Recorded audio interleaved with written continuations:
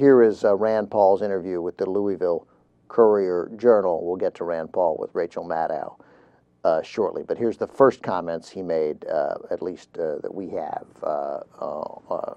with a microphone next to him, and his complete lack of understanding about the Civil Rights Act of 1964.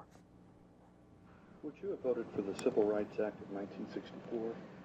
I like the Civil Rights Act in the sense that it ended discrimination in all public domains, and I'm all in favor of that.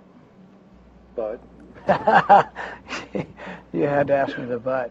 I don't like the idea of telling private business owners. I abhor racism. I think it's a bad business decision to ever exclude anybody from your restaurant.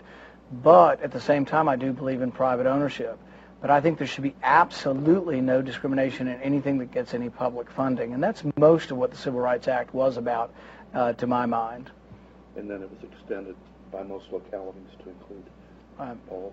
Would you have favored those local decisions? Well, in a local basis, it might be a little different. And the thing is I would speak out in favor of it, and those were governmental rules and laws that forbid people, from riding the bus or sitting in certain parts of the bus or drinking water from public fountains. All of that should have ended, and I think was a great occurrence that it did. But under your philosophy, it would be okay for Dr. King not to be served at the counter at Woolworths. I would not go to that Woolworths, and I would stand up in my community and say it's abhorrent. But the hard part, and this is the hard part about believing in freedom, is if you believe in the First Amendment, for example, you have to, for example, most good defenders of the First Amendment will believe in abhorrent groups standing up and saying awful things. Most of the Civil Rights Act, according to Rand Paul, and forgive me for all the times during this that I'm going to call him Ron Paul, but most of the Civil Rights Act, says Rand Paul, Ron Paul's son, pertain to public funding and sort of a cessation of federal and public discrimination, which he thinks the Civil Rights Act and Congress have a right to do. No, it didn't. And it's certainly not the parts of the Civil Rights Act that people remember or people celebrated. The parts of the Civil Rights Act that are celebrated today, that were the biggest breakthroughs, were public accommodation and the ability to eat. And it was the use of the Interstate Commerce Clause that allowed Congress, and that was, the use of the Interstate Commerce Clause was what allowed the Supreme Court to uphold it at the very least. Which gave Congress the authority to say, hey, if you're in any state, but they were speaking to the southern states at that time, if you're in, and what the Supreme Court found is that if you're in Mississippi or you're in Tennessee or you're in Alabama, you know what? People are using our highways. People are coming down from other states, and that gives us the broad-reaching federal authority to say, you can't, in your restaurant or in your hotel, tell black folks that they can't eat there.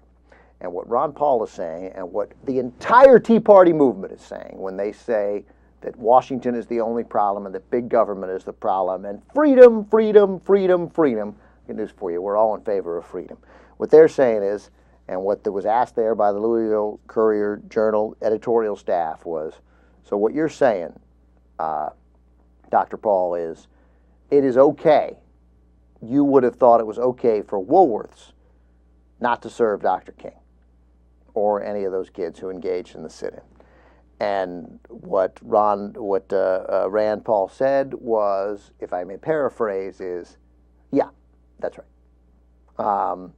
Although he finds it personally abhorrent, and he would have stood up and condemned it while also clearly standing up and saying, when, say, federal authorities came in, because it goes a step farther, and you can't blame people for not asking a zillion questions, I presume might also have said, yeah, I would have objected to federal troops coming down, the National Guard coming down, well, the Eisenhower administration getting involved in Little Rock, and I would have objected to the Kennedy administration coming down south to protect James Meredith, to protect the Freedom Riders, protect James Meredith at the University of Minnesota, University of Mississippi, to protect the Freedom Riders.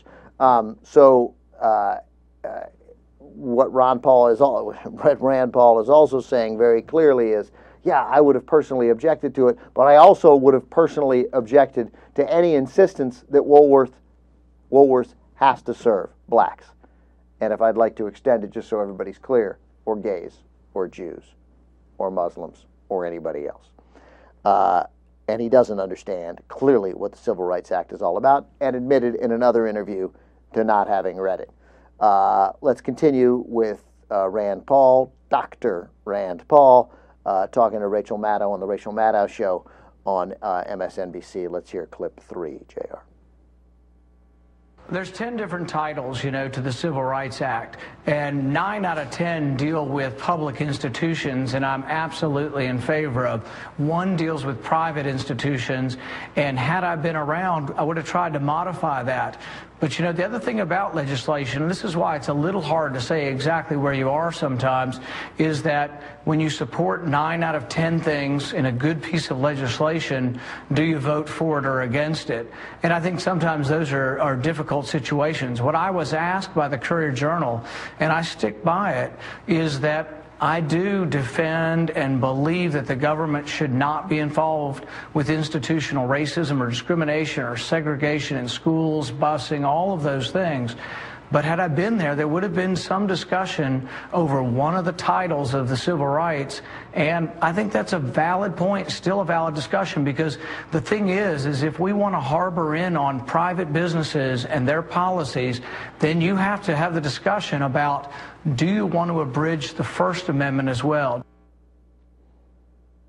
Yeah, there are hundreds of sections of legislation, pieces, and of every piece of legislation. And then there are the important ones. And while I'm delighted that Rand Paul is supportive of federal rules about sharing a water fountain, if the water fountain were in a private restaurant, Rand Paul would think it was okay that blacks could drink at one fountain and whites at another. Or if, even in a public area, that water fountain were privately owned. Or the bathroom were privately owned, or run by a private contractor, or the police force. What happens in this world of privatization if we contract out the police force to a private agency? Can they have a whites-only police force? Just curious. Can they ban Jews from the police force? Can they keep women off the police force? Privately run. Do we really want to affect the First Amendment in that way? That's what Rand Paul would unquestionably argue. He just wants to have a discussion about that. The most significant piece of the civil rights legislation was an end to practices to keep blacks out of restaurants, out of hotels, out of private institutions that engage in regular commerce with regular citizens.